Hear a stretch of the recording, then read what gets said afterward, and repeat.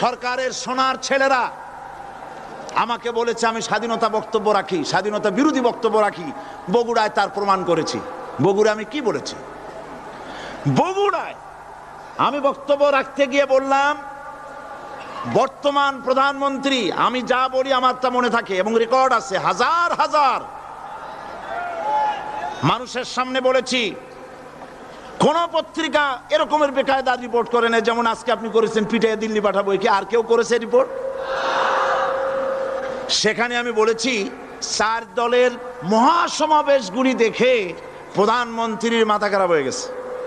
আর মাথা খারাপ হইতেই পারে, যেহেতু ফ্যামিলি অ্যাফেয়ার্স যদি খারাপ থাকে মাথা গরম থাকে।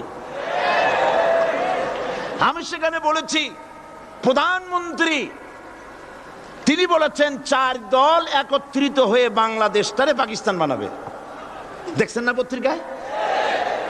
আমি বলেছি দেখেন, একটা দেশের প্রধানমন্ত্রী মিথ্যা কথা বলেন, আমি এই রকমের কথা বলবো না, তবে উনি যা বলেন তা কিন্তু সত্য নয়। মিথ্যাবাদী আমি বলতে পারি না, বলবোই না, তবে যা বলেন তা সত্য নয়। আস্তে করে বলছি। উনি বলছেন দেশটারে পাকিস্তান বানাবে 4 দল।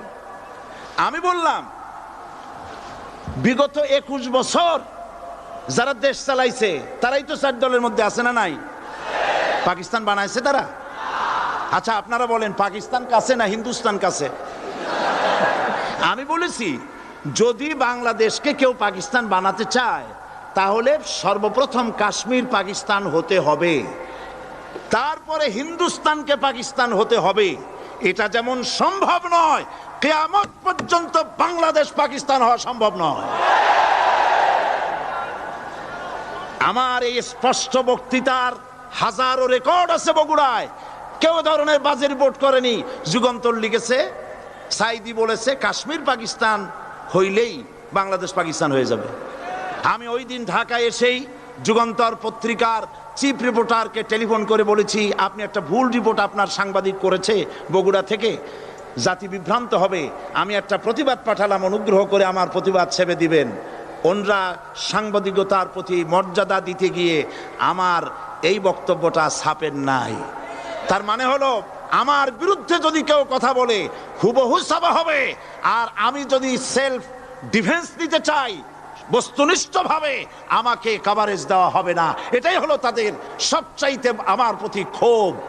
এবং তারা চায় আমাকে জনগণ থেকে বিচ্ছিন্ন করতে, কিন্তু জনগণ থেকে আমাকে বিচ্ছিন্ন করা যাবে না। কারণ